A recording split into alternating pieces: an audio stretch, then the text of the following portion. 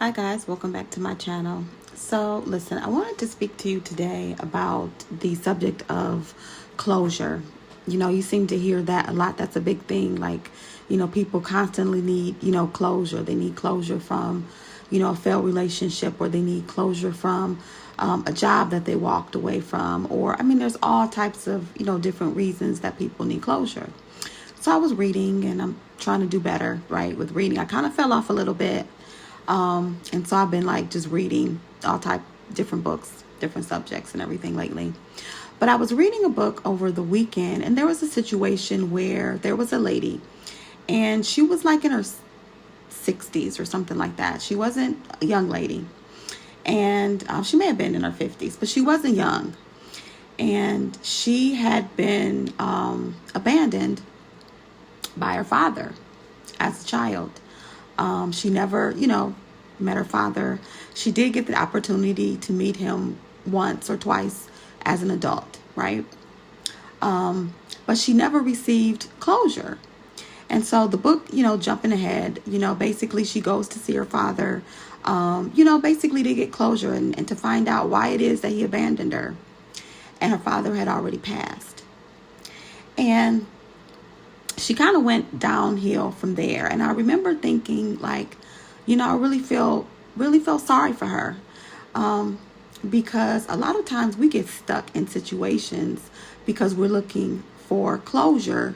And sometimes we'll never receive it. We're looking for closure from people or outside sources. And as I was journaling this morning, God gave me this. Closure never has to do with another person.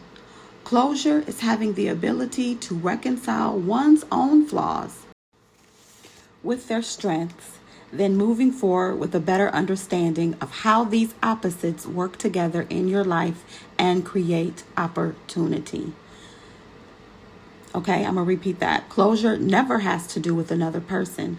Closure is having the ability to reconcile one's own flaws with their strengths, then moving forward with a better understanding of how these opposites work together in your life and create opportunity.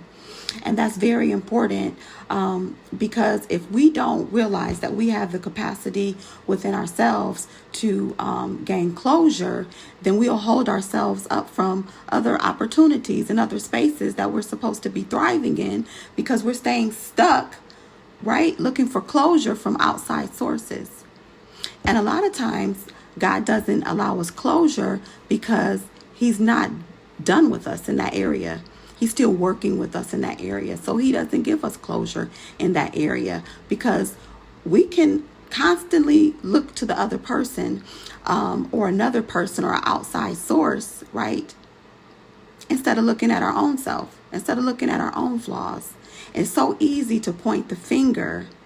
And as soon as they, say this, or as soon as they say just the right thing, then that'll give you closure. But that's not how this game works. You are supposed to reflect on your own flaws and your own strengths and see how those things work together to give yourself closure. That is true closure.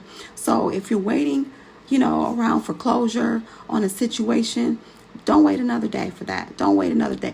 God will give you closure. You take it to God. He will give you closure when the time is right. Right now, he wants you to move forward.